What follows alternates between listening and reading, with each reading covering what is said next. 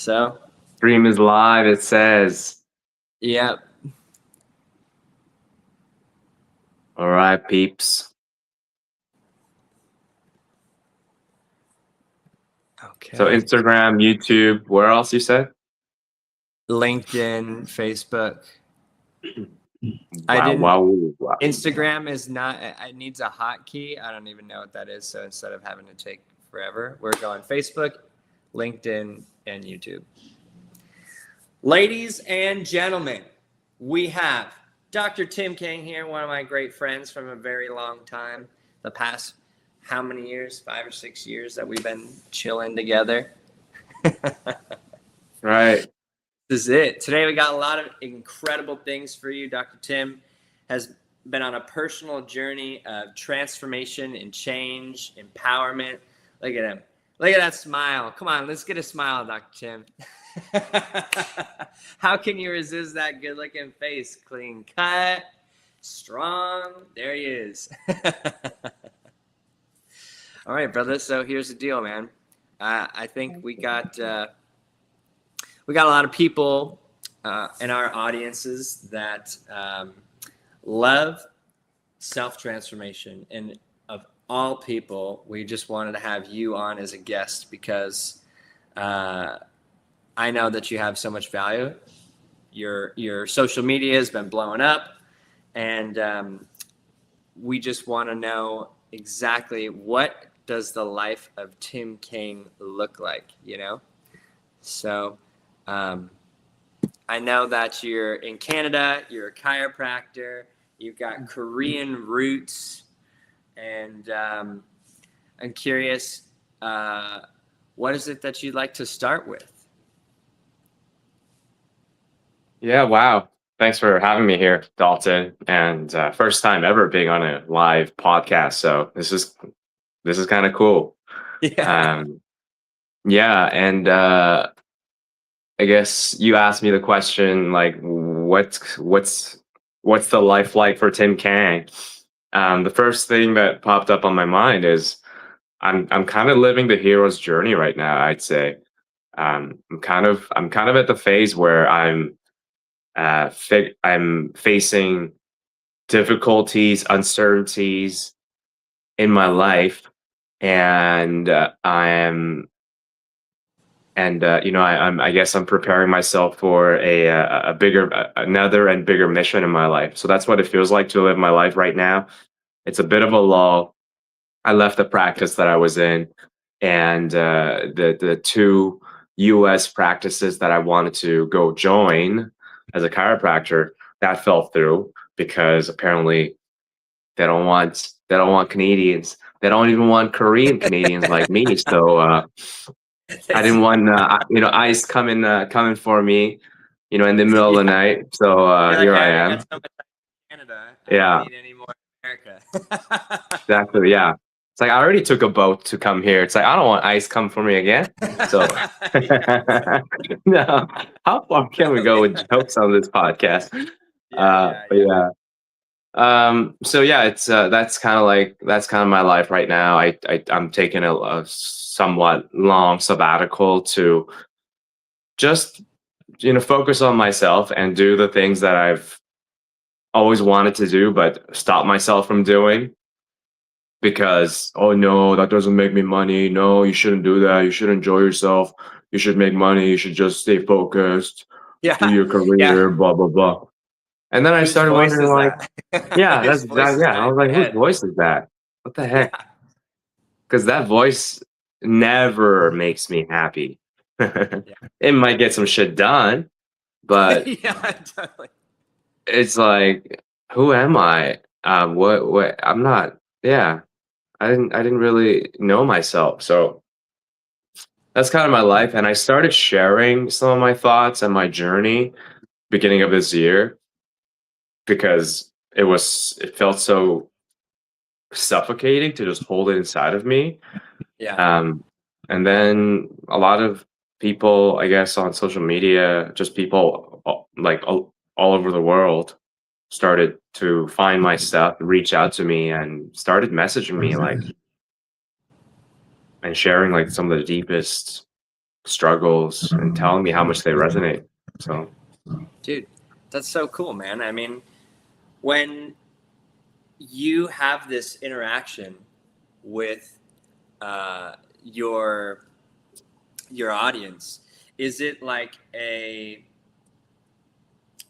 people are reaching out to you through DMs, like they see your posts? For everybody who haven't, you want to, what's your Instagram handle so people can look you up? yeah, my Instagram handle is TimKangG.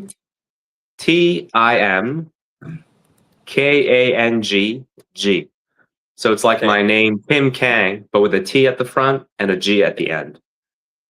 All right, I'm putting it in the comments. There you go. He's got his handle in the comments for everybody who wants to follow Dr. Tim. It's there. So when you're having these interactions with people, are they reaching out? What videos that you're creating do you feel like people are resonating the most with? Yeah, so there's a couple of videos that have attracted the most amount of um, new followers or people outside of my social circle. And the number one video is the one that has the most views. It has a little over 2 million views now, and that's a Crazy. video that talks. Yeah, and that's a video that talks about basically like, hey, would you basically the idea of, hey, if you've just because you've invested so much time and money into something, would you just stay in it even though you knew you weren't really happy? Yeah. Like that was just talking about that idea. It just kind of gets people thinking. Um, and then another video of me sharing my experience meeting somebody who's also lost somebody they love. Um, a guy at the gym who said he lost his daughter, and then I resonated with that story because I lost my mom 8 years ago. So I kind of shared that story while I was in the car. That story surprisingly had a ton of people message me about, just like DM me actually, that they resonate with. So this is something that you're finding that many people have experienced, right? I mean, people have experienced loss, whether, it's kind of up or down generationally, or like your brothers or Yeah. sisters. But for you, when before your mom passed, like who were you before your mom passed? And then Mhm. after your mom passed, who did that event introduce you to? Mhm.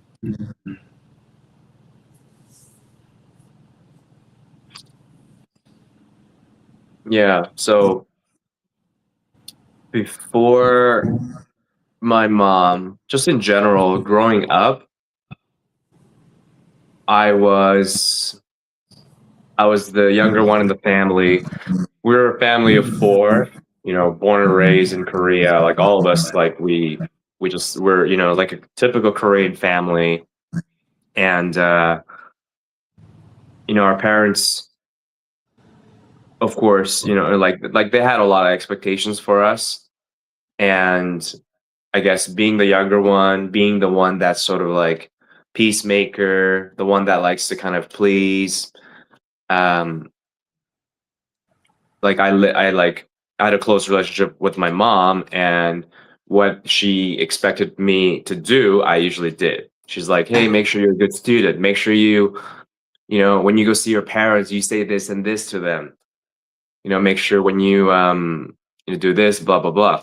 So basically, like that's just been like I've lived my whole life like that, and so I think for a long time throughout my childhood, I didn't really get to explore like what do I truly want to do, or like who really am I, or like even just making decisions on my own was like some of the toughest things to do. I remember growing up, like if I had to like choose my own, I don't know, let's say whatever, like I have to go buy a toy or I want to go buy a book, like I would have a hard time. like because Yeah. I don't what do I want to do. I just felt like anxiety around it. So like fast forward, I go to university, and even honestly choosing chiropractic school, like thank God I met all the right people for me to choose such a wonderful profession and go into chiropractic school. But the reason that I had considered chiropractic school in the first place is because I thought just by default that, oh well, I finished university, so now I better go into research or do more school because that's what people do. That's what a lot of Koreans immigrants do, and we're highly educated Korean immigrants, blah blah blah blah blah. Like that's just what I thought that was expected of me. Right. Was that uh, because of the influence of your parents, or like did you? I mean, you grew up Korean in Canada, so is there something to that? You have a group of friends, or what was it? Yeah. Yeah, yeah. Sorry, I forgot to leave that part out. Very important piece of the story. When I was 13 is when our family moved to Canada, to Vancouver, Canada. So my brother was 16, I was 13, and our family, immigrated here basically for a better new life, new opportunities. So yeah, I think it had more to do with what I thought that my parents and society wanted me to do. Because thinking back, Dalton, honestly, my parents were so open for me to explore different hobbies. Yeah. They never scolded me for playing the ukulele, for trying new hobbies, for going out to play soccer. Like I was a magician. I don't know if you know, I was a magician when I was 14 years old. Like I Oh yeah. started as a hobby. Yeah, like and I would actually do birthday parties and stuff, and I would be obsessed practicing in the mirror. Like a typical Asian parents would be like, "What are you doing, you clown? Like, what are you gonna do? Be a magician? Like, go study, blah blah blah." Yeah. But Yeah. no, like actually, they were so supportive. So my point is, like, it was my expectation of myself which was the biggest limiting factor when it comes to like, oh well, I should be doing this. So I don't know, where did that come from? I don't know. Was it society? Was it some things that my parents have said just passingly here and there? And then I just took it on as a core belief. I don't know. But ultimately, like now I know it was me. Like, and here I am. I'm here to learn more about myself and to tell that voice that, hey, it's okay. Like things are gonna be okay. Like I don't have to feel pressure. I don't have it's gonna be okay. I can go play. So then you have these supportive parents to, you have a very like fond memory of them just being like totally all for Tim, is what it seems 100%. like. They are like 100%. very caring and loving for you. So what point in your life did your it sounds like in your mind, because your environment sounded supportive. So like when did that change? Was it after your mom had passed away?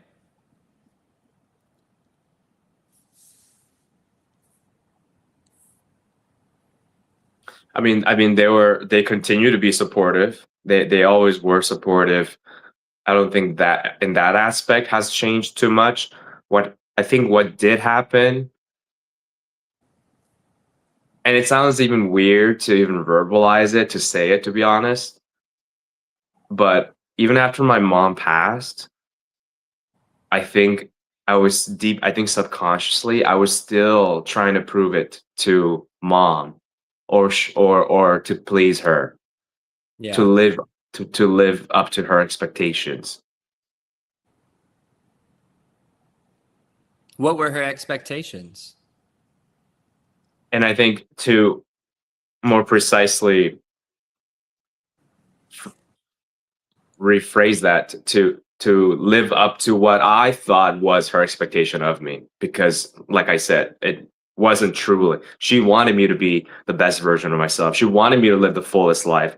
She wanted to she sacrificed herself so that I don't have to go through, some of the stuff she did, living a tough life, etc. Blah blah blah. So she wanted me to just do what I wanted to do. So like it was like what I thought she wanted me to do, and what I thought that she wanted me to do was that I should go to a good school, get a good job, be good to your elders, make good friends, go get married to a nice Korean girl, Yeah. have 2 or 3 kids, have a nice house, and make good money. It's a checklist. Yeah. Yeah. When really all she wanted you was just to like be happy. Yeah. Yeah. But also I would be lying if she didn't, if I said Have she didn't some want me to like do those things. She's like, yeah, be happy, Tim, but make sure you marry the right woman. Yeah. No Yeah. tattoo, okay?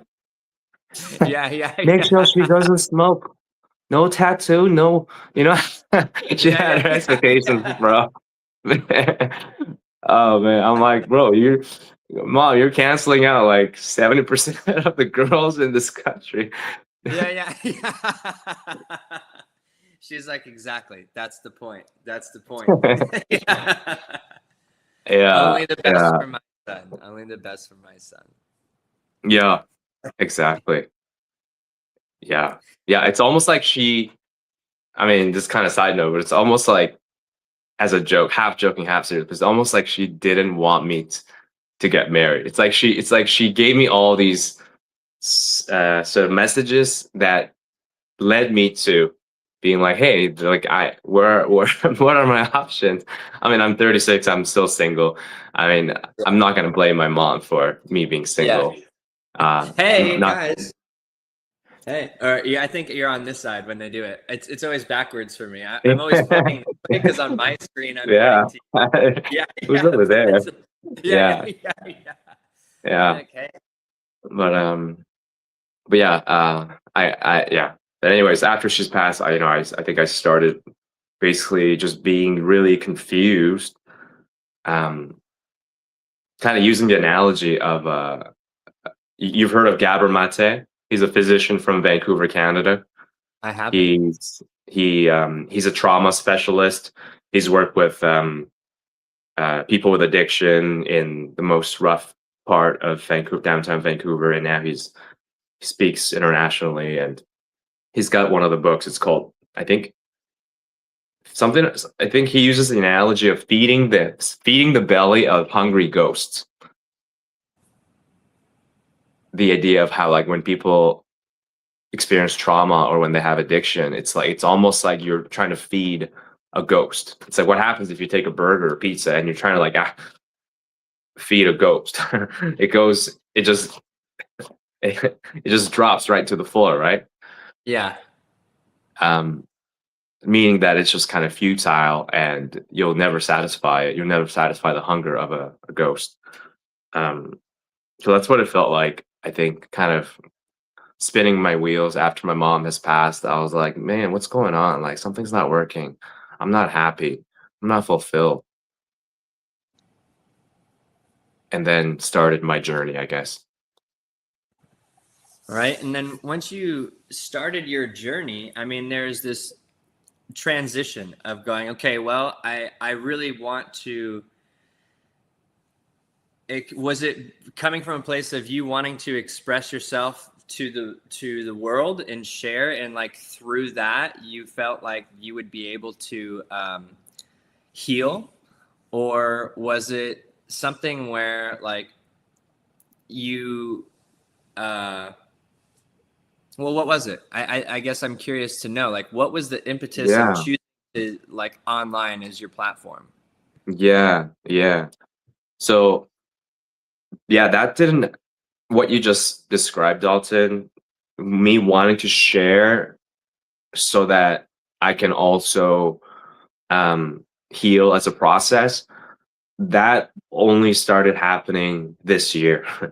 Like it's been Yeah. 8 years since my mom has passed, but it took me 8 years for me to be open to letting the world know that, hey, like my mom has passed away. So I think I was just going through my own sort of a journey, my healing journey, to lead to a point just a couple months ago where I could finally like open up to the world and talk about that.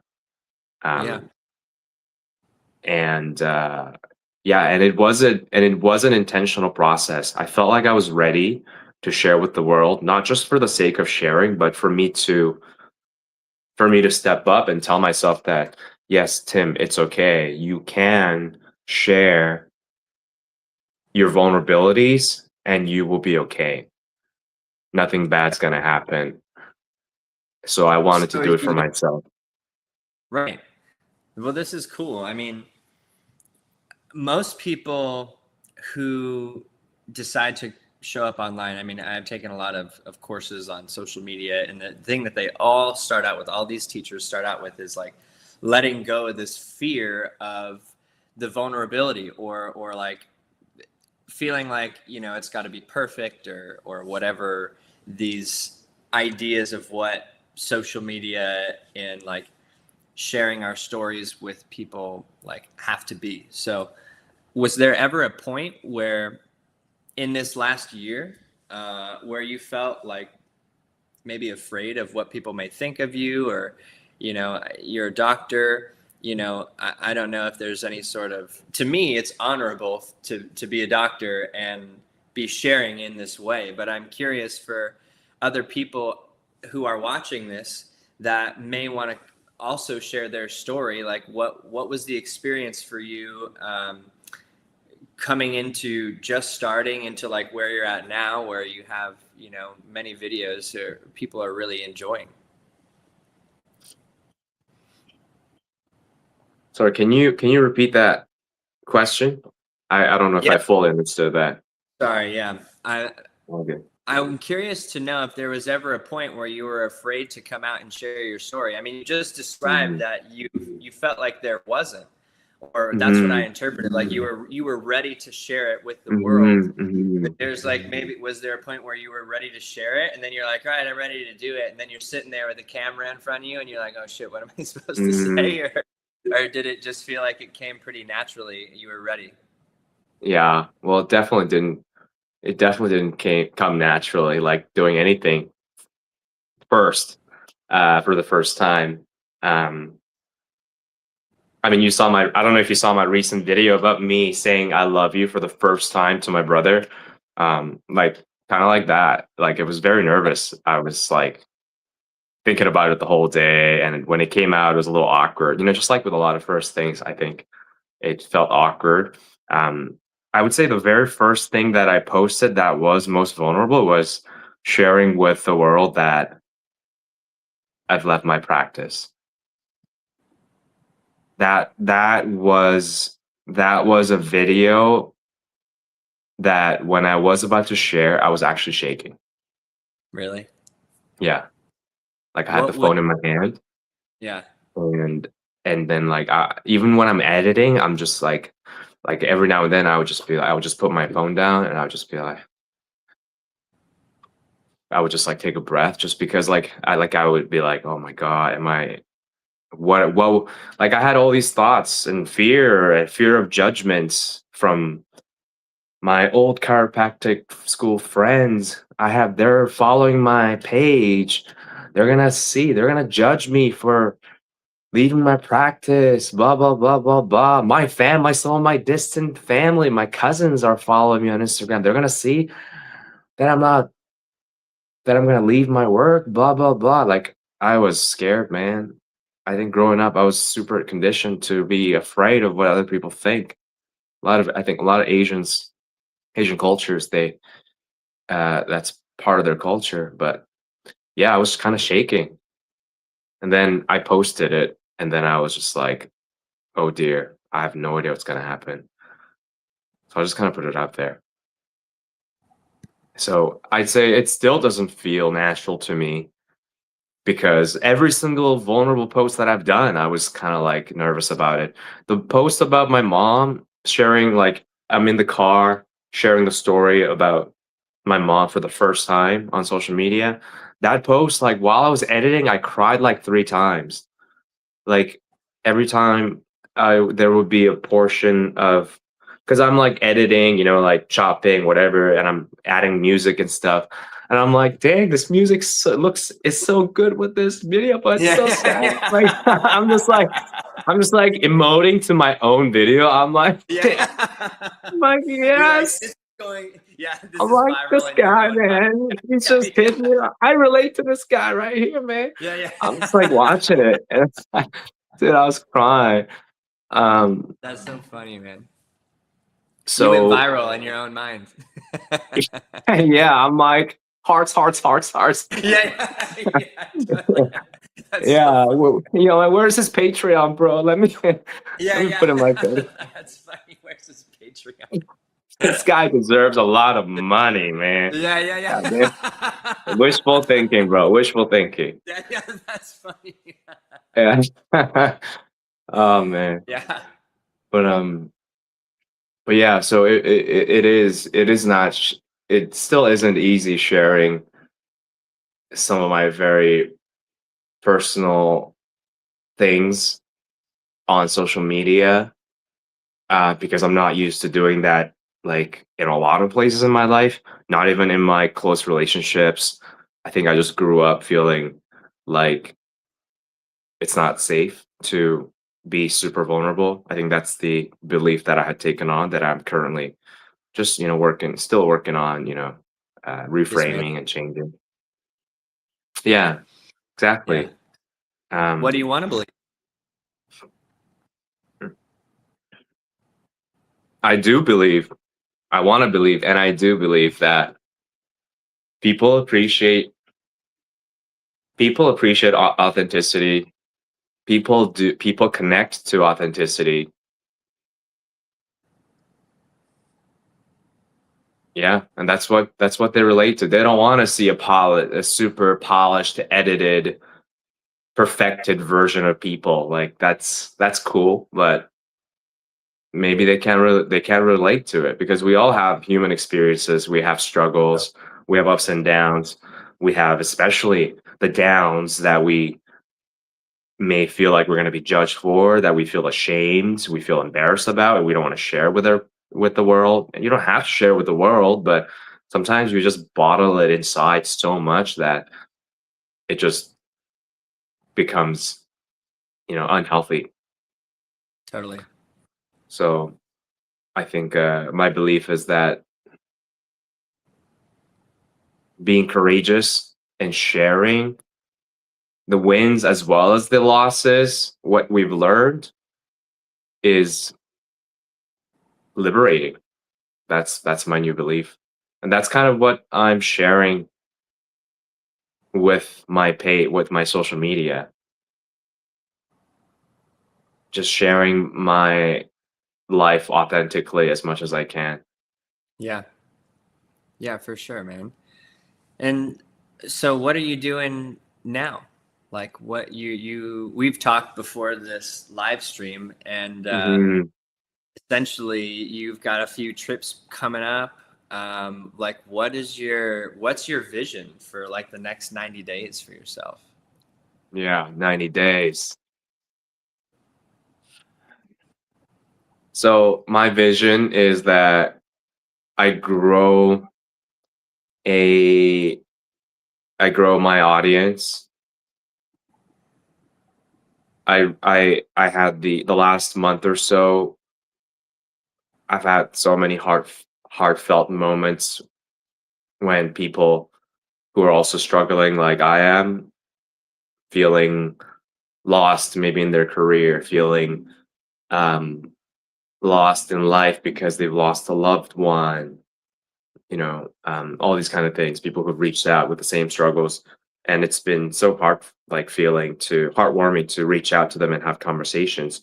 So and saying and just telling me how, like telling me thank you for sharing your story, and how much people benefited from me sharing like a 2-minute video. So that really motivated me to want to reach out to more people. It really motivated me to ask myself, what else can I share? What else? How can I reach out to people and be a bigger positive force in other people's lives? So that's sort of my general mission. And in the next 90 days, if I can grow my audience so that I can reach out to more people in the same way that I did for my current audience, and eventually find a way to eventually systemize um, the way I can help people, whether I set up one-on-one calls or just connect with people, which I have already done, by the way. I've with a few people, I've already gone on some calls, video calls, just random people across the world. Some people from Australia, people from the States, people from Malaysia, Kuala Lumpur, like, and we like kind of talk regularly now. We're like friends, that new friends that I've made just from posting. So that's kind of my vision right now. Um, just growing my tribe. I guess I do want to add that. Yeah, I think I'm a huge fan of Tony Robbins, and I'm sure you're very familiar with his work. Yeah. Uh, I th- I think like what I want to focus on is giving value to people. Like if I can solve a problem in this world for people, and if I can provide a lot of value in some way, then and it aligns with you know my purpose, my mission, then I don't know. I think that's one of the most fulfilling things you can do, and that's how I think people can create a. I think that's that. Yeah, if that can be your career, like that's incredible. And not saying that I wasn't doing that as a chiropractor, helping people, but I guess I really enjoy the creative side of things in what I'm doing right now. Yeah. Would you have uh, an idea of like a way to combine the two? Yes, absolutely. Like recently with one of my followers that I connected over the DMs. We've had long conversations over the last few weeks, and I've shared something that I truly believe in and that I practice with myself. And I think that those three things that I practice in my life that help me get out of depression, that help me just kind of keep moving forward. Those things come from my chiropractic background, having the knowledge, having the medical, uh, the knowledge, and I can give that information to people. So those three things is, um, so number one, like when you're in a struggle, when you're lost, when you're feeling sad, depressed, there's three things that I practice and that I want to encourage people to practice. Number one is you got to change your physiology.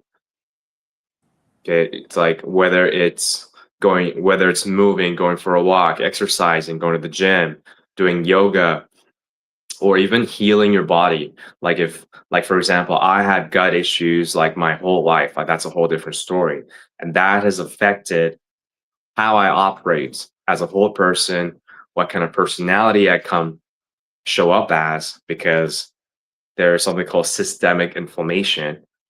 And if there's inflammation in your entire body, it affects your brain, affects how you think, affects how you feel, affects everything. So what I'm saying is like you got to take care of your vehicle. You got to heal your body, you got to move your body in order for you to get out of whether it's a mental loop or depressive thoughts, whatever you're in. That's how you break it. Does that kind of make sense? Yeah, absolutely. Absolutely. Absolutely. And you live that to adults, and you're a Yeah, chiropractor, so you know that.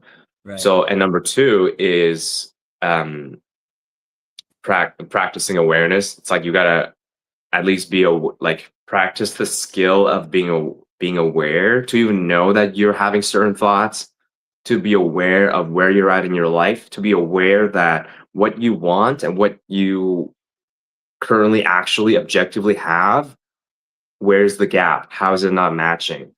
It's like the ability to just kind of be aware of that for you to take the right action is really important.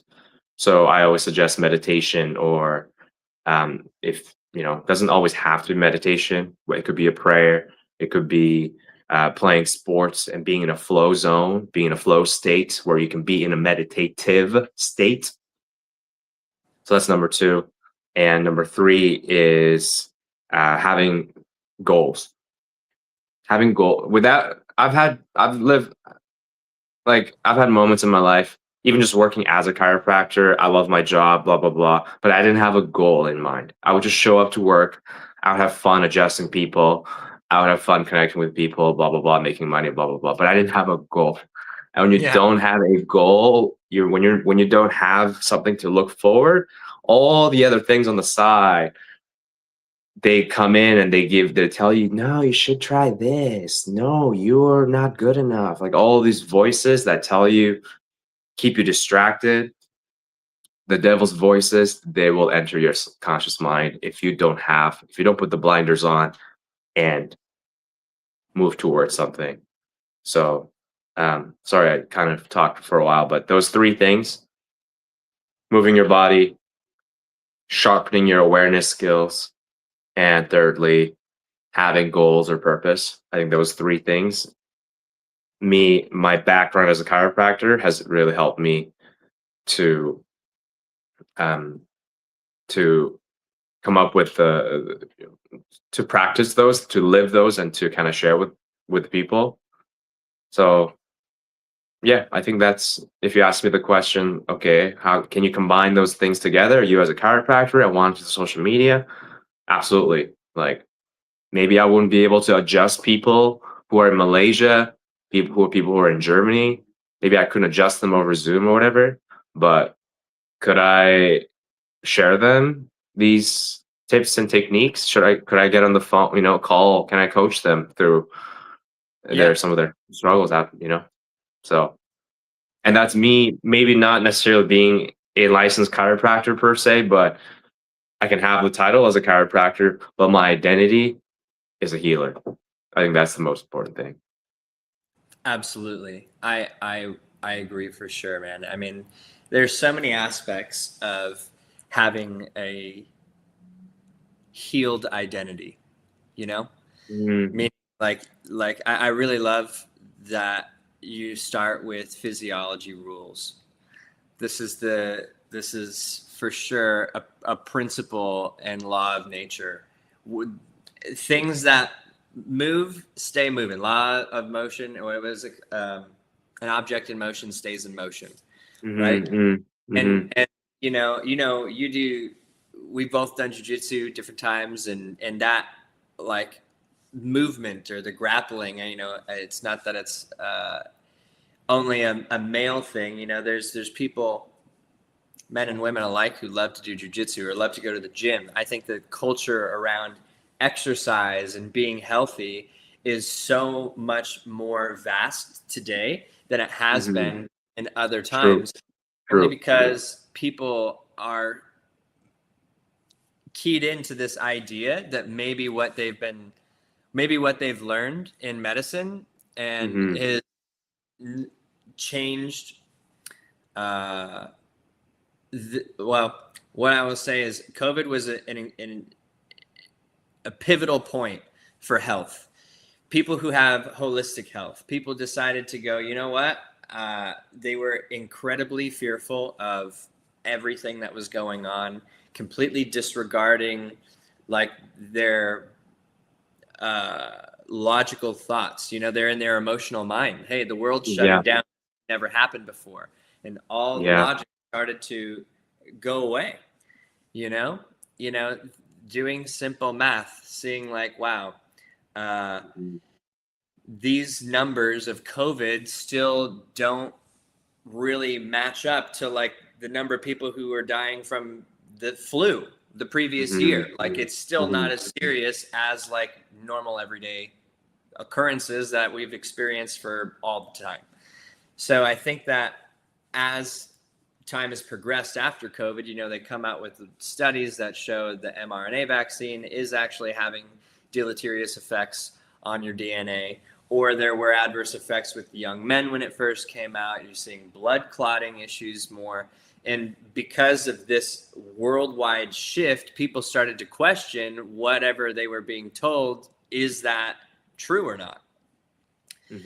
And opening themselves up to going, wow, you know, also feeling like their health was under attack when really debatable if it was or not. I think their health was under attack psychologically more than there was any sort of physical aggressive virus 100% running rampant and killing people. But absolutely, the fear was weakening everyone's immune system. And because of that, people decided, I want to be healthy. And, you know, there's kids nowadays, you know, the first podcast we did, or the second one, I made a comment saying that the alcohol industry is like at billions, hundreds of billions of dollars of a loss because Generation X doesn't drink anymore. You know, there's all these massive shifts. You know, you have these functional medicine doctors, or chiropractic is like at a pinnacle right now. We're just starting. It hasn't even transitioned to like what's possible. So to talk about your number one, I'm all fired up about this one. You know, number one, nervous system function and getting in our bodies, like that, just exercise alone.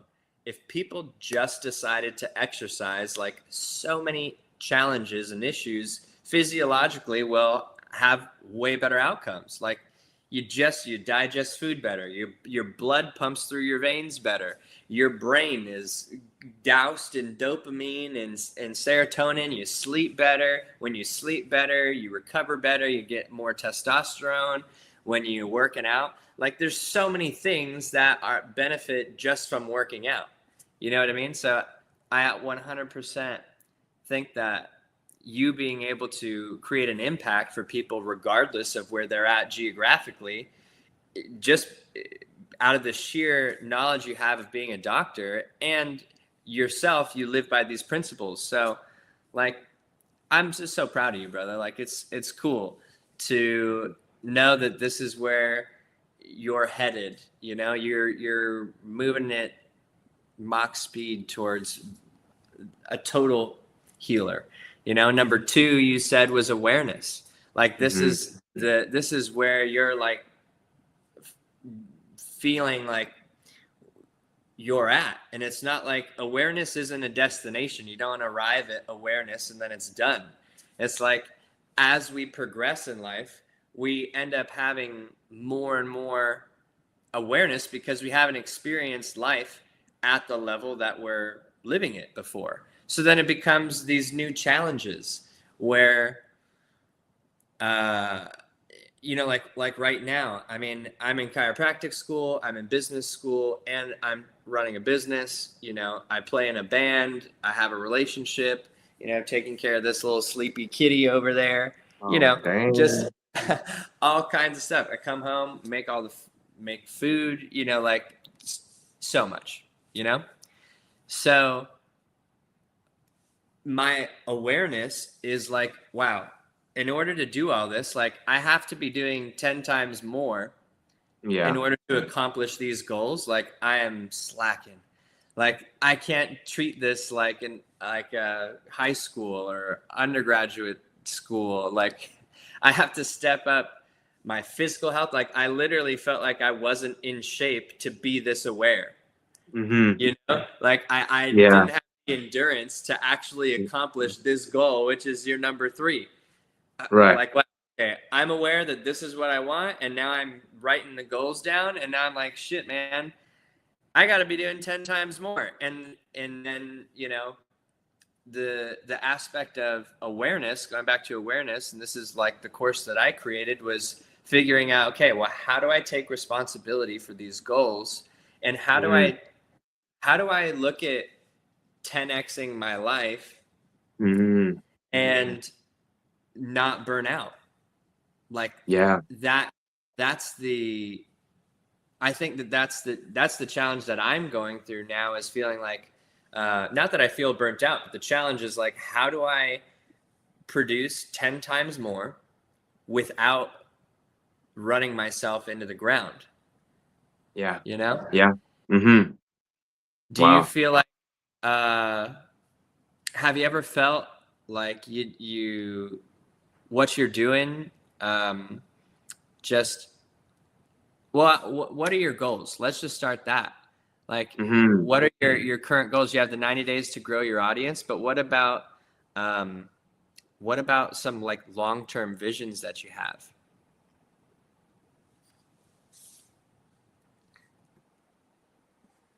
Yeah. Well, actually, before I talk about the goals, I just wanted to say I love what you just described, Dalton. Like, I love what you said about like just being aware of like, hey, these are my goals, A, B, C.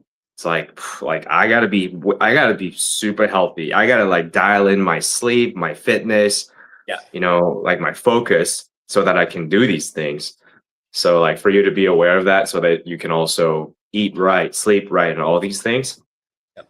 I think that awareness is so important, because otherwise people just keep wondering like, hey, why am I tired? Why am I not hitting these goals? Why am I not taking action? And then yeah, they don't, and then they forget that it's a holistic thing.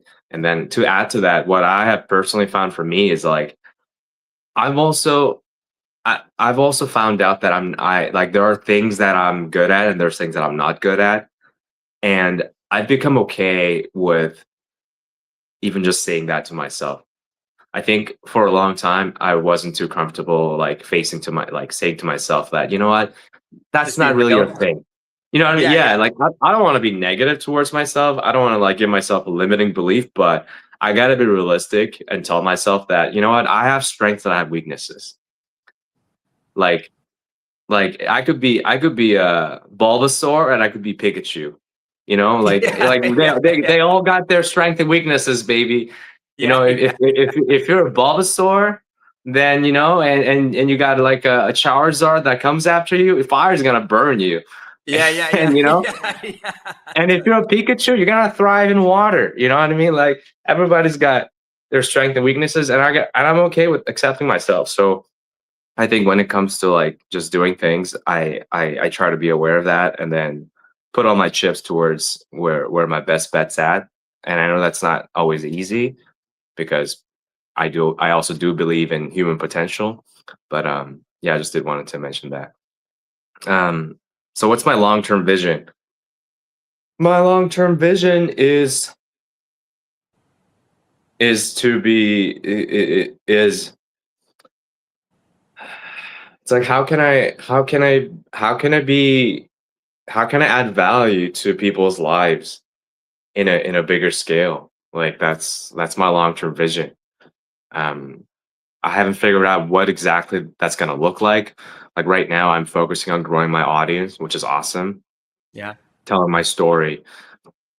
Um, and I have this knowledge to be able to help people because I've studied it. That was my profession, and I've lived it. So whether that looks like some online coaching, online products, or yeah, even physical products, I haven't figured it out. I Yeah, I haven't honestly. yeah.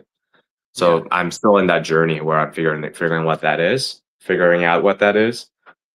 Um, Well, but I dude, you do just know that. described like a perfect system, bro.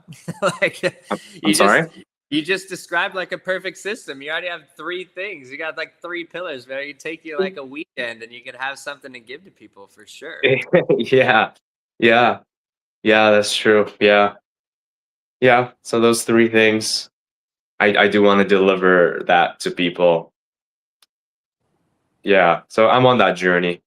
Like even just hearing from you, it's funny. Like in my own head, I think what I know is like, no, like, but that's just too generic. No, but that's everyone knows that. Like, I have, like, I'll tell myself that. And then I'm like, and You then of don't. course, now we know as chiropractors, it's something as simple as like, you should probably sit up when you're, watching TV. And a lot of patients are like, what, really? oh wow, yeah, Yeah, that would yeah, help with yeah. my posture. Dude, It's like shit. Like people actually don't know, like and this stand, this is a little laptop stand. The I computer's saw on, that. bro. This laptop stand, I should be an ambassador. If you made this laptop stand and you're watching this video, make me an ambassador. I probably sell 100 of these things already to other people. You know, just on Amazon. Not that I sold it to them, but this thing, it gets your screen up so your head's not jammed to your Yeah. neck.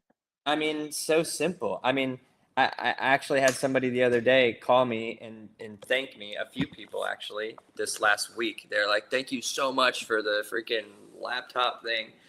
And changes the world. Big, tall people looking at the desk. I mean, it's crazy. Mhm. Yeah. Dude, it's funny. I thought the exact same thing. Well, what I thought it was like, bro, I should have been the first one to make that. Like, Yeah. it's the person who made it. It's not even a chiropractor. So I'm like, dang, the fuck am I doing with my life right now? It's like, come on. But I reached out to him too. I was like, hey, like if you need a sponsor, let me know. But I didn't hear anything back. But um, it'd be awesome if you can be an affiliate. I mean, you can ask for an affiliate link or something. Yeah, So right. because you're in chiropractic school, just Yeah. Yeah. So, But dude, you got a system, bro. You got 3 steps to a system. I'm telling you, we should get together after the live and do it, bro. Because I mean, hey, I built my business. I've got a course. I got a phone app on Apple and Google. Like, you just make some videos. You can make a workbook. Like, you really could create a super simple plan to help people. Like, what you have to offer is so valuable. Like, you could create something like next week, bro. Like, and just start with like a simple webinar. And like, I would want to be at the webinar, you know, like if you're like, hey, let's just talk about these 3 things, like just do a webinar and get people's emails, you know what I mean? And then people who want to more, you go, okay, well, let's just build it as you go. I mean, you have the knowledge and you're already talking to people one-on-one. Like, you already have a system if you just wrote it down, and then, you know, figure out what kind of exchange you want from you and your audience, like monetarily or like, you know, maybe whatever. Like, bro, what you have to offer is so valuable and everybody needs it today. Like, people are feeling really sad, you know, like whatever you were feeling prior to this year. Like, this is the majority of people are not satisfied with life. Yeah, you know, that's reminds me of Tony Robbins' quote. People are drowning in information but thirsting for wisdom or something like that. yeah. Well, the thing We're all about it, plugged in. Yeah, we're overwhelmed with so much information, but we are seeking for guidance, wisdom, someone totally, to connect to. you know, I have 3 interns now, and every one of them, I was like, hey, I have this internship opportunity, or you could work with me as an independent contractor, do the same thing that you would as an intern, maybe a bit more because you can't make an intern work for you for free because of whatever laws. But like, you could be an independent contractor and get paid for it. And they're like, I just want to learn your course. Like, I just want to be around you and our team. And I just want to be like in a better environment. Like, people really are looking for community, brother. Like, and this is where, like, you and I, we should do a webinar. Why not? Yeah, absolutely, man. Just come do it, and then people will want to be a part of it. You know? Hell yeah, bro. Yeah, yeah. We're You doing gotta do it. it. We're doing it live right now, Yeah, baby. we're doing it live, son. We're doing it. Doing it well. Yeah, exactly, bro. That's awesome, dude.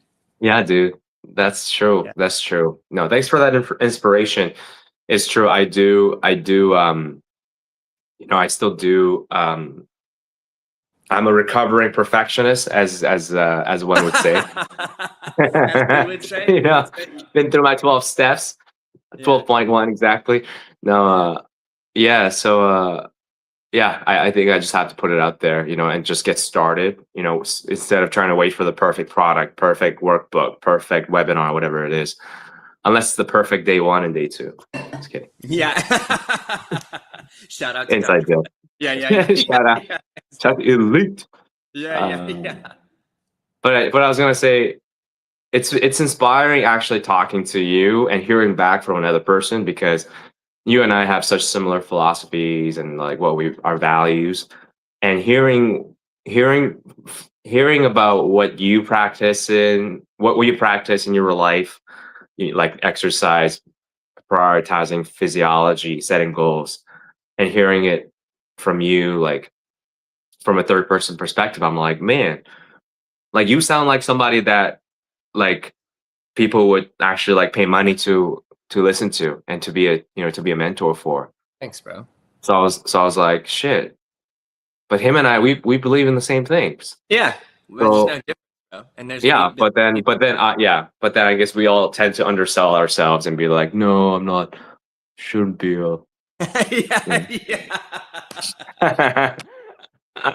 Sad day. I'll never be that person. Yeah, so I'm not Tony Robbins. Yeah, yeah, yeah. Nobody Like, wants to so, listen to little old me. No, yeah. but no, what's inspiring to me is hearing that you're just sharing your life. Like, hey, I was making a bunch of videos that were like empowering. They're like little 1-minute videos, and I did that for a while. And then right now, I'm just trying to get the algorithm to like recognize me again, because I like had to focus on school for a minute. I was failing midterms, and I was going through a divorce, and then having to move 8,000 times, and then all of these, like 100K in bills in like 4 months. It was stressful.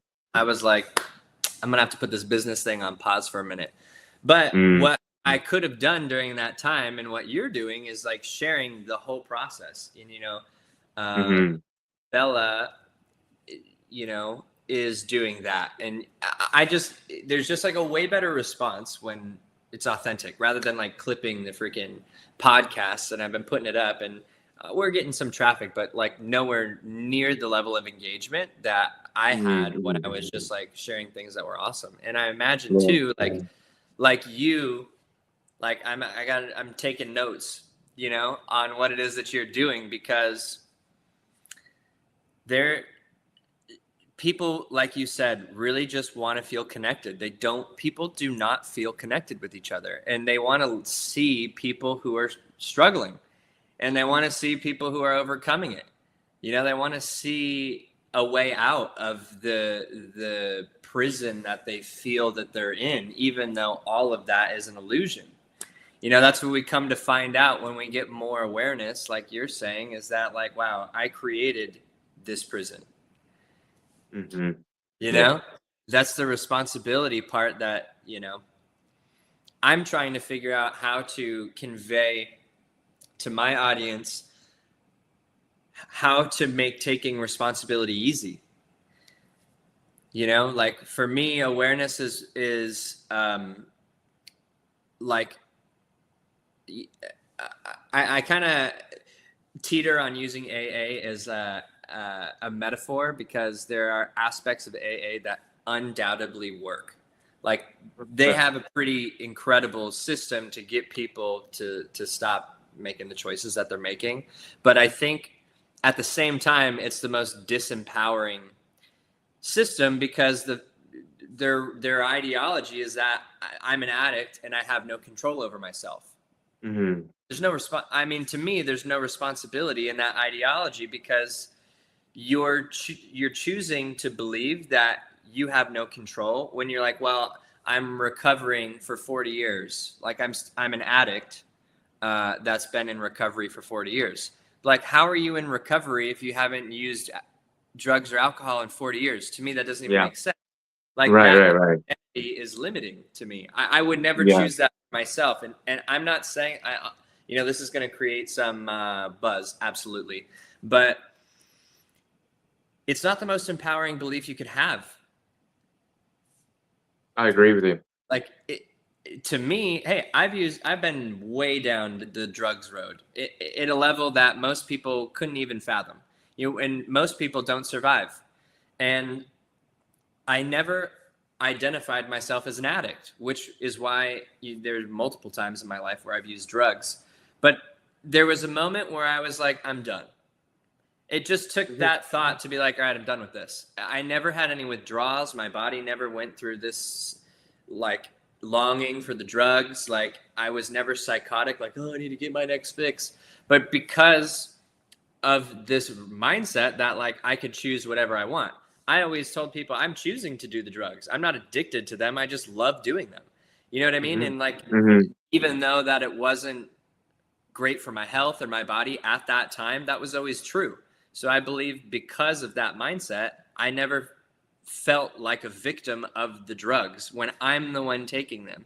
You know, there's this level of responsibility that I feel I've always had for myself. And that's why I've been so successful getting out of terrible situations, because I never felt like I was not powerful enough to change my experience. And so the challenge that I'm facing right now is like, how do I take somebody whose belief system is that of a victim, unintentionally or intentionally? Some people who have a victim mindset choose that because it's comforting. And other people may not even realize that they're perpetuating this ideology that nothing can change for them without somebody else having to do it for them. So I'm trying to figure out, how do I take somebody who's in this mindset and go, how do I show you that if you chose to take responsibility for every aspect of your life, then that is the start of like this massive shift into who you really are. And people think that they have to become something new, which to me is also an illusion. You can't become something new. It's not possible. You could make different choices, and you could make choices that are congruent with who you identify as. Yeah. Yes. But you can't become something new. You were born as you, and that's it. You know, like, you know, and not to disregard how we feel. It's not to say that you never have a high and a low, and it's always going to be this way. But instead of being so drastic, you're trying to figure out like a high and low that's a little bit more centered, you know? And so, man, it's just like scary. You know, people will go through the first page of my workbook, and then some people quit before they even write the first question, the answer to the first question. It's not like I'm asking like, they're just responsibility questions in the first person. Like, you know, how do you audit yourself without judgment? That's the key, I think, is going, well, how do I want to take responsibility and let go of the judgment. You got to let go of the past and the future, which for me took me years to figure out how to do. I'm trying to figure out, how do I do this in a short amount of time for everybody, you know? Nice. I love that. Yeah. I love that. Yeah. Yeah. That's awesome, man. What I took away from that, what you just shared, is like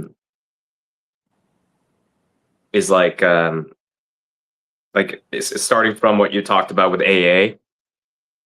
Yeah, to an extent, like in the beginning phases, when people are in denial, of the truth of their life and truth of what's really happening, then actually saying it out loud and saying it for what it is without judgment, I think, is a step towards actually saying that, you know what, I am addicted and it is a problem. Like actually just identifying it like in the early stages when people are in denial, I think that is important. But yeah, like you said, but if you haven't drank in 40 years, and if that's the only identity that you know because you don't know what else that you were capable of, or if that's, because, like you don't know who you are, then, then all your actions and ideas, like you said, is gonna be predicated around that identity, which is the fact that I'm a recovering addict. And what I do is things that recovering addicts do. It's like, but what if you just change the identity? Well, let go of the past. Yeah, let go. You just Creative. drag your past along with you for so many years. It's like, let it go. Who cares? So what? Yeah. So what? Hey, people make choices and you learn from them, and now you don't make that choice. So, Yeah. you know, what would life feel like if you let it go? Like, Yeah. you know, to me, it's It's like so I pooped easy my pants to when I let was go. like, yeah, I put my pants when I was like 8 years old. Can you imagine Yeah. if I identify myself as I'm a past pants pooper and I Yeah. never let it go? Imagine I just keep telling myself, yeah, I poop my pants. I'm a person who's Yeah, pooped my dude, pants. It's that's like, what the am I gonna do? Like funniest walk around analogy, my whole bro. life, like squeezing my sphincters, like aggressively Yeah, my whole life? yeah. It's like, let That's it go, baby. that's the funniest analogy. I'll never forget that, bro. I'll never forget that. I'm gonna steal that a bit when people have this conversation with me. I'll be like, Yeah, "Wait, have you pooped your pants in the 8th grade when you're 8 years yeah, old? Like, you go around telling everybody you shit your pants? Like, hi, yeah, I'm a doctor. I'm a recovering pants pooper. Like, yeah, yeah. I pooped my pants when I was 8 years old. So, Yeah, you yeah, know, yeah. I'm a yeah, recovering pants pooper. I can never let things go. yeah, yeah.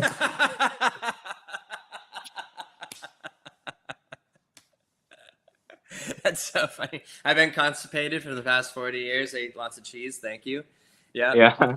I The went to kale bed. industry hates me. Yeah, the kale industry. That's so Oh, funny. well. Yeah, That's well, hilarious, man. yeah. It's funny when you think about it like that.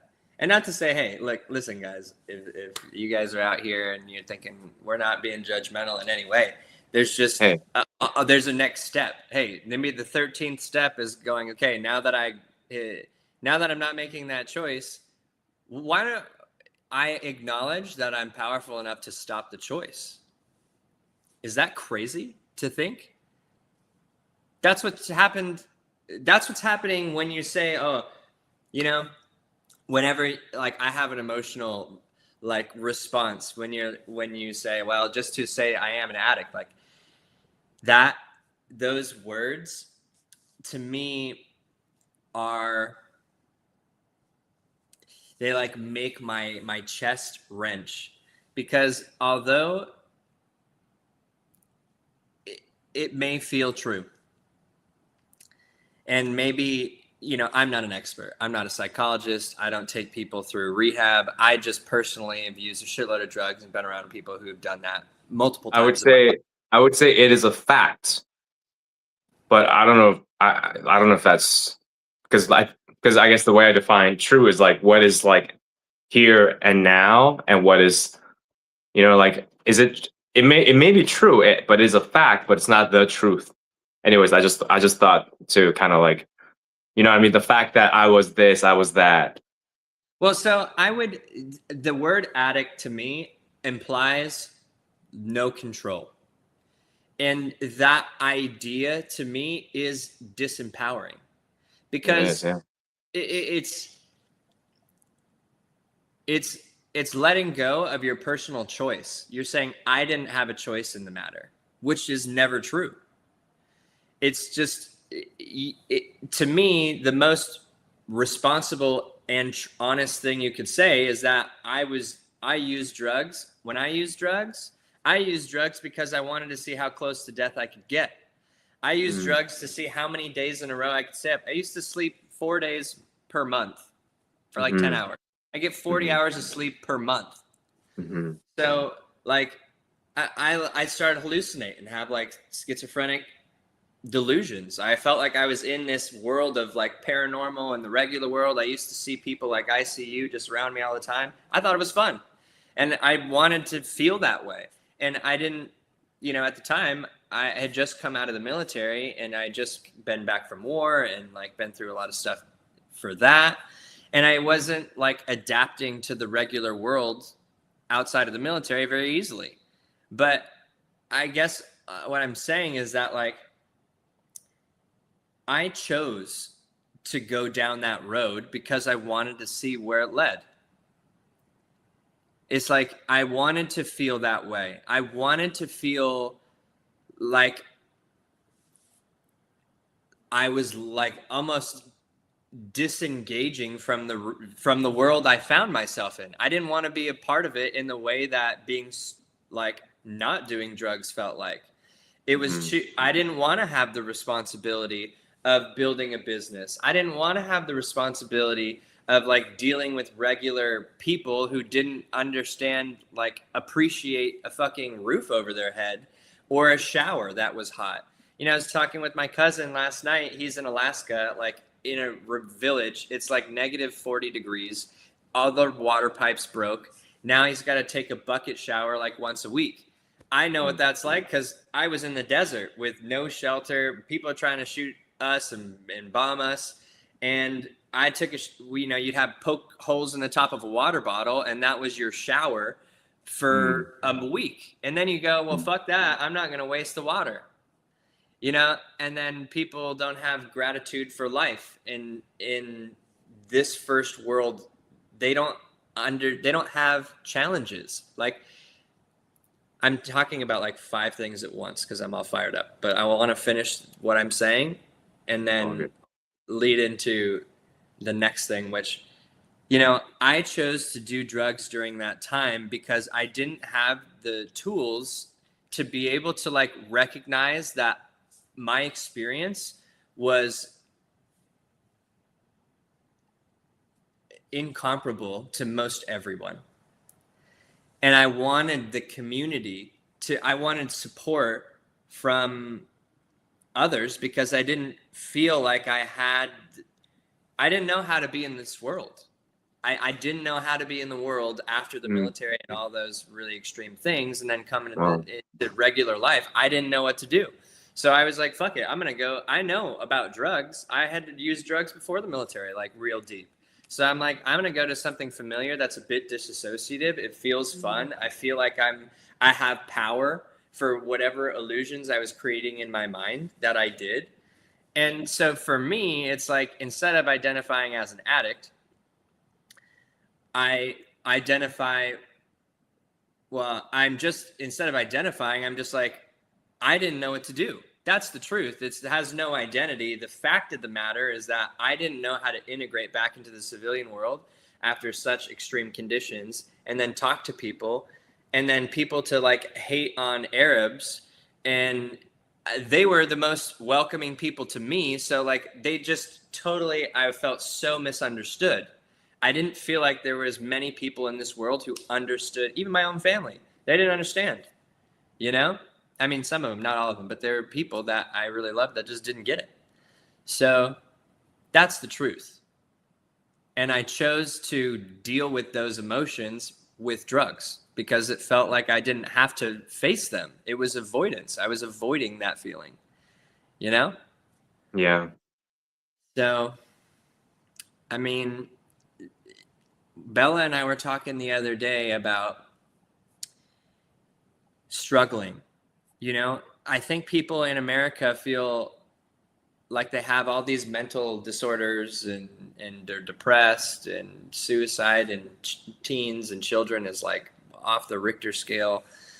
And I believe that is happening for multiple reasons. Like you said, physiology rules. So whatever they're not doing, they're on technology, which is crushing their nervous system and killing all their energy.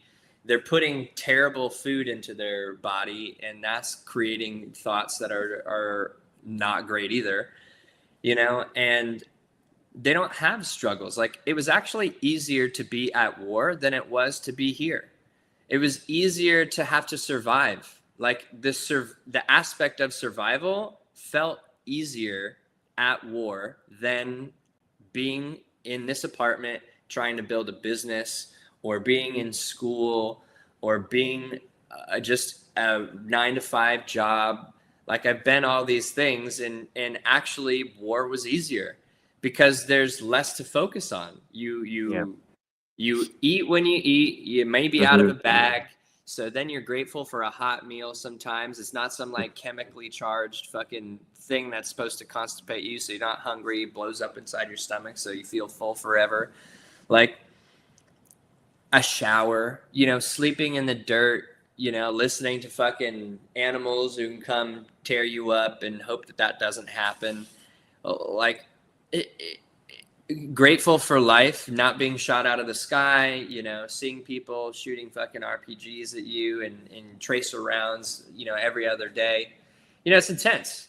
And that is easier because you're like, I have no control in this matter. Like, I volunteered to do this job and to, on a whole other topic we don't have to get into, you don't understand why you're there, and you realize that like halfway into it. So then you're just like, I'm just here to make sure like my homies don't get fucked up, because the point of why I'm here, I have no idea. It doesn't make any sense. But I do know that motherfucker right next to me is a solid dude or a solid chick, and I'll do whatever the fuck it takes to make sure that they're safe. And then we can smoke a cigarette and watch the fucking world burn, because that's what we volunteered for, apparently. Yeah. And man, it's just like people in situations that have to like survive, whether it's find their own food or make sure that their family is safe. Like, I think that there's a higher contrast in like unsafe and safe, and the times that you feel safe are so rewarding, and then because you have less to focus on, you like sing with each other or tell stories or play fucking games that are like a deck of cards, like shit that's communal. You like dance just because you can, you just try to make the shitty situation full of color in life, and that is easier than being in this world with so many options. It's like there's too much to choose for people. They get stuck.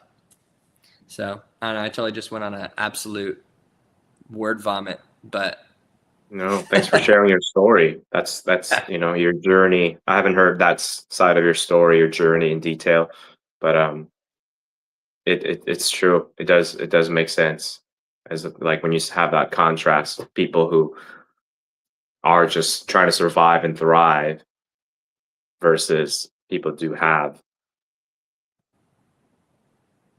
Yeah, that's really cool for you to be where you're at now after the military, having gone through just what you're familiar with, which was drugs at the time, and being where you're at.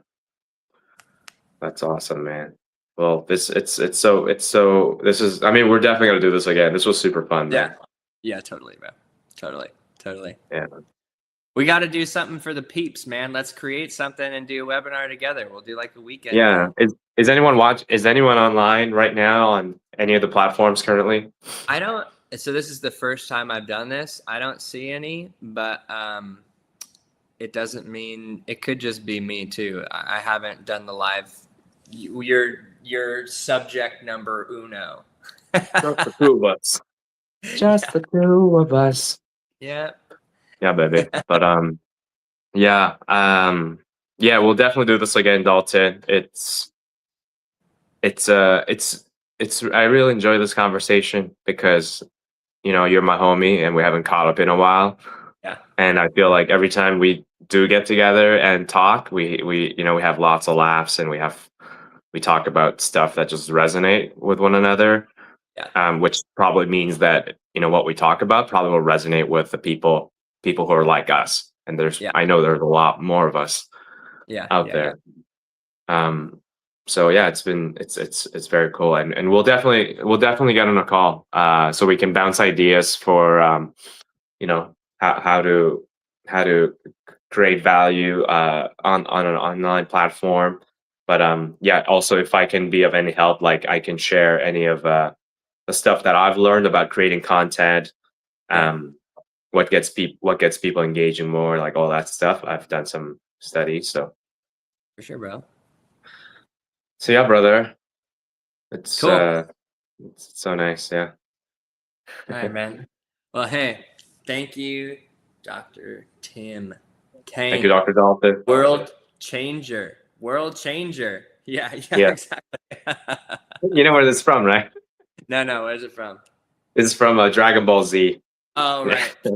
It's like when they do some crazy stuff. Oh, there's that too. Yeah. Yeah. Well, but yeah, man, love you, brother, and we'll talk to you soon. And if whoever's watching this podcast up until this point, please reach out to us. Email, DM us, message us privately. You know, we'd love to, you know, just say hello and connect with you. Yeah, man. We just want to make some more friends. Yes, absolutely. Totally. I love you, brother. Thanks, brother. I love you too. I'll talk to you soon, man.